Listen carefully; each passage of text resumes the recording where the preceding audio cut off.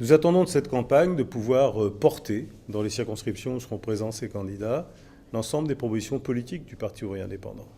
C'est-à-dire d'abord et avant tout cette exigence de rupture avec l'Union européenne, qui est la condition pour faire un pas sur la voie du rétablissement de la démocratie.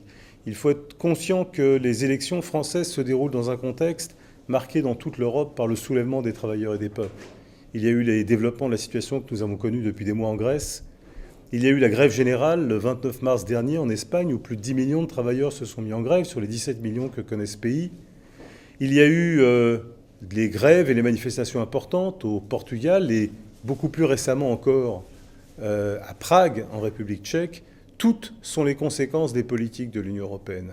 Nous allons, au lendemain de l'élection présidentielle, être confrontés dans notre pays, et cela s'annonce déjà, aux exigences du Fonds monétaire international, des spéculateurs, des agences de notation, de tous ceux qui vont dire « nous avons perdu trop de temps, il faut prendre tout de suite les mesures anti-ouvrières qui s'imposent en France ». Eh bien, les candidats du Parti ouvrier indépendant seront porteurs de la proposition de l'unité contre ces traités, contre ces politiques réactionnaires et destructrices, l'unité pour la rupture avec l'Union européenne.